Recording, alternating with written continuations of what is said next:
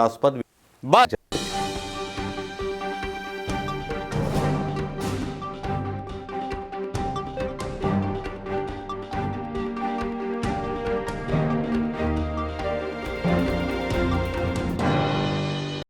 दोस्तों, आज हिंदुस्तान की राजनीति में दो काम बहुत खूबी के साथ हुए। पहला काम, राहुल गांधी ने अपने कार्यकर्ताओं के साथ बात करते हुए साझा की वो बातें जिसमें उन्होंने हिंदुइज्म और हिंदुत्व जो सावरकर के द्वारा गढ़ा गया था उसके बारे में धारणाओं को स्पष्ट किया।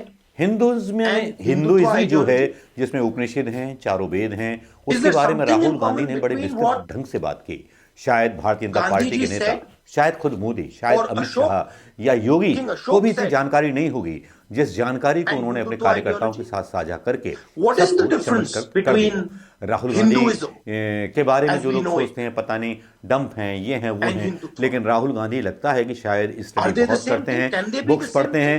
हिंदू धर्म के बारे में जितनी जानकारी उनको, मैंने जो आज महसूस किया, उनको है शायद हिंदुत्व का नारा लगाने वाले, जय श्री राम का नारा बिना पवित्र हुए लगाने वाले लोगों को नहीं। भाई, इस्लाम धर्म में भी नमाज पढ़ने से पहले वजू किया जाता है, हाथ पैर या मुंह धोया जाता है, अल्लाह मियां का नाम लेने से पहले, नमाज पढ़ने से पहले पवित्र हुआ जाता है। लेकिन ये तो जय श्री राम का नारा खून की होली खेलते हुए खेलते हैं। तो इन नागपुरी नागों के जो चेहरे को चलने के लिए राहुल गांधी ने पंचदाब चल दिया, जिस पंचदाब से बौखलाई हुई है भारतीय जनता पार्टी। उसके बाद संबित पात्रा का भी बयान आया राहुल गांधी के बयान के बाद, लेकिन राहुल गांधी का पहले बयान क्या था और संबित पात्रा का बयान क्या था, ये दोनों बयान यहाँ आपके पेश नजर है। अब आप आकलन कीजिए और उसके बाद हम अपना विश्लेषण रखेंगे और वो दूसरी बात भी रखेंगे कि जिसमें राहुल गांधी ने भारतीय जनता पार्टी को लपेट दिया और खुद की सरकार के सीडीएस ने सरकार पर सवाल उठा दिए। चलिए पहले ये दोनों वीडियो देख लीजिए, उसके बाद बात की बात करेंगे और बात की बात करने के बाद ही बात करेंगे। Common between what? Where is it written that you should kill an innocent man? I am unable to find this. Kabir said, and in Hindu ideology, in Islamic scripture, in Sikh is there something in common between what? I can see it in Hindutva. Gandhiji so said, these are the type of things we have to discuss. Or Ashok, and these are the type of things that we have to spread among ourselves. And Hindutva ideology. And once we start, what is the difference between effectively amongst Hinduism? As we will find, it will automatically start and he will spread among others. And are this the same thing? Can they be the same that thing? You are? If they are the same thing, why don't they have the same name? Why do they have a different name? Why do we use the word Hinduism? Why not just use Hindutva if they are the same thing? They are obviously different things. And so these are the type of things that we have to start to explore and understand and develop a group of people. 100, 200, 300, 500 people who deeply understand these differences, who can apply these differences to issues, to behavior, to action. Is Hinduism about beating a Sikh or a Muslim? Hindutva, of course, is. But is Hinduism about killing a clerk? In which book is this written? I have not seen it. I have read the Upanishads. I have not seen it. Where is it written that you should kill an innocent man? I am unable to find this in Hindu scripture, in Islamic scripture, in Sikh scripture. I can see it in Hindutva. So these are the type of things we have to discuss. And these are the type of things that we have to spread among ourselves. And once we start to spread it and effectively amongst ourselves, we will find it will automatically start to spread among others. And this is the mission that you are embarking. की वो कविता आज राहुल जी ने हमारे मन को, देश के 130 करोड़ जनता के मन को ठेस पहुंचाया है हिंदू धर्म के विरोध में कह के। उन्होंने कहा कि हिंदू धर्म के लोग दूसरों को मारते हैं, काट देते हैं, हम सिखों को, बाकी लोगों को मारते हैं। ये घृणक शब्द हैं। ऐसे शब्दों का प्रयोग नहीं होना चाहिए राहुल जी। आपने शायद अटल जी की कविताएं नहीं पढ़ी होंगी राहुल जी, मगर हमारे परम आदरणीय अटल जी की कविता की एक पंक्ति में पढ़ के आपको सुनाता हूं। होकर स्वतंत्र मैंने कब चाहा है, होकर स्वतंत्र मैंने कब चाहा है, कर लूं सबको गुलाम, मैंने तो सदा सिखाया है करना अपने मन को गुलाम।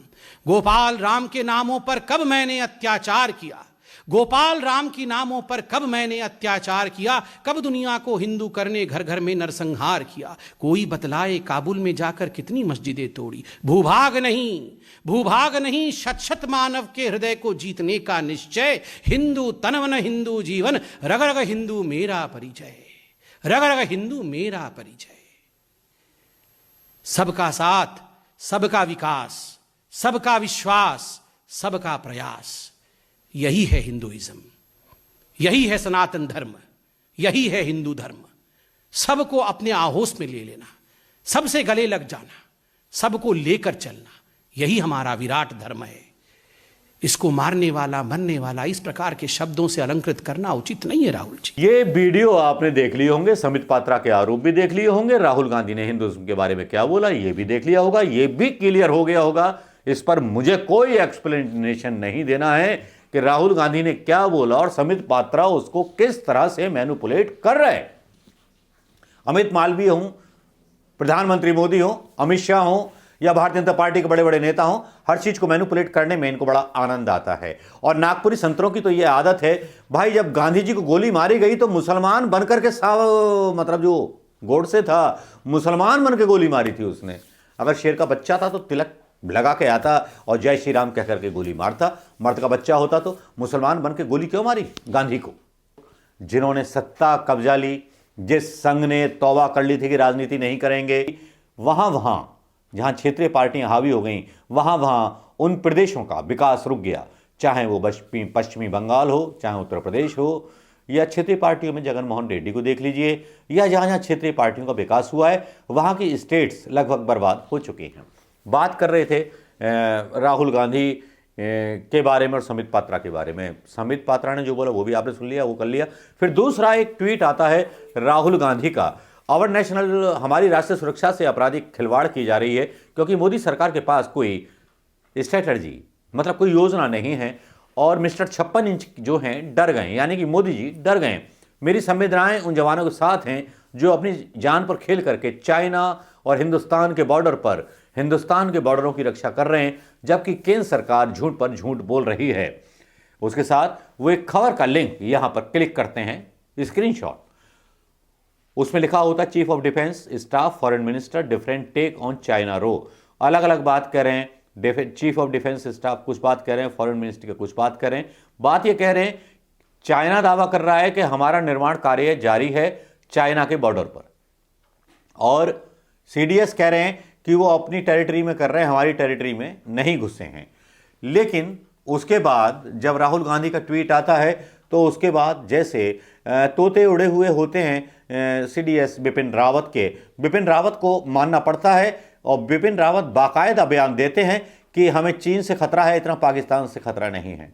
तब जब ये सरकार के खुद एक सीडीएस का जब ये बयान आता है तो वाकई में ये खतरनाक बात है। जिस चीन के साथ बड़े बड़े व्यापार अदानी अंबानी के चल रहे हैं, जिस तरह से चीन के साथ प्रधानमंत्री मोदी जी अभी भी सियासी झूला झूलने के नशे से अभी उबरे नहीं हैं, जिनपिंग के साथ उनकी फोटो खिंच गई, सेल्फी हो गई, सब कुछ हो गया, चीन हो आए, लेकिन देश को उससे कुछ मिला नहीं है सिवाय इसके कि देश जो था हमारा अपने पड़ोसियों से संबंध बिगाड़ चुका है, पड़ोसी हमारे कोई साथ नहीं है, ठीक है।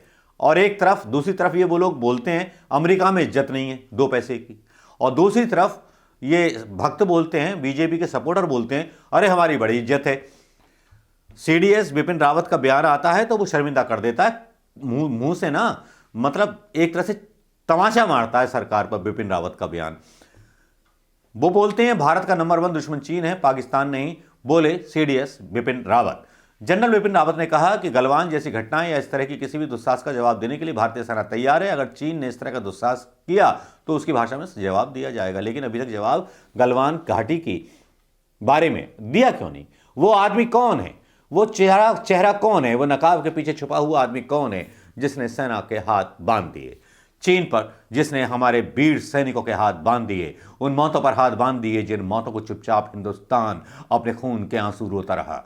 वो कौन है आदमी जिस आदमी ने अभी तक बदला नहीं लिया? वो कौन है आदमी जिसने अभी तक चाइना पर स्ट्राइक नहीं की? अब वो कौन है आदमी जिसने अभी तक लाल लाल आंखें दिखाने वाले चीन की आंख नहीं फोड़ी? एक तरफ कश्मीर में प्रायोजित आतंकवाद और दूसरी तरफ लाइन ऑफ एक्चुअल कंट्रोल पर चीनी सेना की साजिशों का भारत भले ही दावा कर रहा हो मीडिया में कि बड़ी मजबूती के साथ सामना कर रहा है, लेकिन यहां पर ऐसा कुछ नहीं चल रहा। बिपिन रावत को कहना पड़ता राहुल गांधी के बयान के बाद कि चीन हमारा दुश्मन नंबर 1 है, लेकिन उसके साथ व्यापारिक रिश्ते और दुश्मनी क्या साथ साथ चल सकती है? मोस्ट फेवरेट नेशन का दर्जा पाकिस्तान से वापस नहीं लिया जाता। चीन के साथ व्यापार जारी है। चीन में वल्लभ भाई पटेल की मूर्ति बनती है। तो वाकई में ये तो कमाल की बात है भाई, ये हो क्या रहा है, देश में चल क्या रहा है? लेकिन देश के लोगों को जगाना जरूरी है और देश के लोगों को बताना जरूरी है कि मोदी सरकार का ही एक सीडीएस, सेना का बड़ा अधिकारी जो पद सृजित किया गया था, वो खुद बोल रहा है कि चीन से बड़ा खतरा है, जबकि मोदी जी बोलते हैं कि हमारी सीमा में कोई खतरा नहीं है, चीन से हमें कोई खतरा नहीं है। तो मोदी जी तय करें कि उनका सेना नायक झूठ बोल रहा है या वो झूठ बोल रहा है। बस इसी बात को लेकर के राहुल गांधी ने आज जिस तरह से एक्टिवनेस दिखाई और बिपिन रावत का बयान आया, वो वाकई में लगता है कि सरकार का कफन जो है, लाश है, उस कफन के पीछे या सरकार के वो बुरे कारनामे हैं उस कफन के पीछे, जिनके खुल जाने के डर से इस धरती को जल्दी जलाने की कोशिश की जा रही है। नमस्कार, जय हिंद दोस्तों।